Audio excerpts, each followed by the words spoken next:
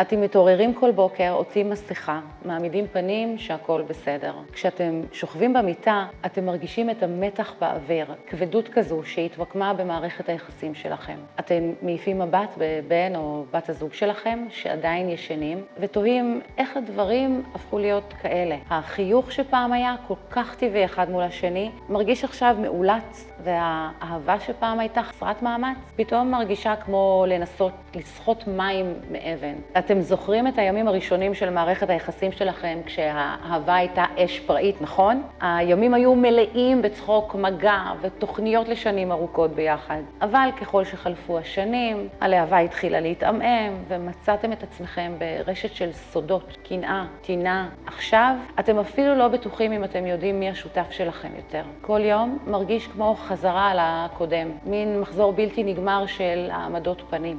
אתם מנסים לשמור על החיוך מול האנשים שאתם פוגשים, אתם מפרסמים תמונות של happy ברשתות החברתיות. אתם אומרים לחברים ולכולם שהכל בסדר, אבל עמוק בפנים, הכאב של לחיות בספק, בשקר, אוכל אתכם בחיים. הקרבות ביניכם מתחילים כחילוקי דעות קטנים, ואז מסלימים לצעקות וכעסים. אתם כל הזמן הולכים על ביצים, מנסים לא להגיד שום דבר שיביא למריבה נוספת. אתם מרגישים בודדים, כאילו אתם לחודים בבועה שאף אחד אחר לא יכול לראות. אתם רוצים להוציא את זה החוצה, אתם מתים לשתף מישהו בכאב שאתם חווים, אבל הפחד שישפטו אתכם, שיגידו לכם שהייתם צריכים להתאמץ יותר, או הייתם צריכים לראות את זה מגיע. אני יודעת שזה מפחיד, אני יודעת שאתם לא יודעים איך, אני יודעת שהעתיד לא ברור, אין לכם מושג מה יהיה. אבל אם נותרו בכם כוחות ורצון להילחם, אני רוצה שתדעו שהמצב הזה לא צריך להימשך לנצח. למעשה, לא מגיע לכם להמשיך לחיות ככה.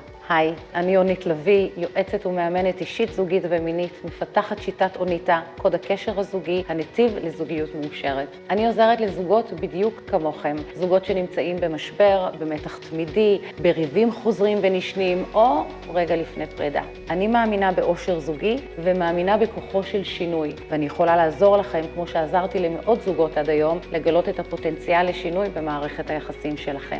והנה המסר שלי אליכם. רגע לפני שאתם מחליטים לפרק את החבילה שהיא הזוגיות שלכם, חשוב שתשאלו את עצמכם אם מיציתם את כל האפשרויות לשיקום, לשיפור ובנייה מחדש. דווקא בנקודה שבה נראה שאין עוד תקווה, דווקא שם השינוי המשמעותי ביותר יכול לקרות. אני לא מאמינה בלהישאר במצב רע, זה או לעבוד על זה או לסיים את זה. מגיע לכם אושר, מגיע לכם שלווה וזוגיות מלאה בשפע וטוב. אם נמאס לכם מהכאב ואתם מוכנים לשינוי, אני מזמינה אתכם להצטרף אליי כדי שנוכל לחקור את עומק מערכת היחסים שלכם ולעבוד לקראת עתיד מאושר ובריא יותר. תשאירו פרטים, אני מחכה לכם בצד השני של הקו.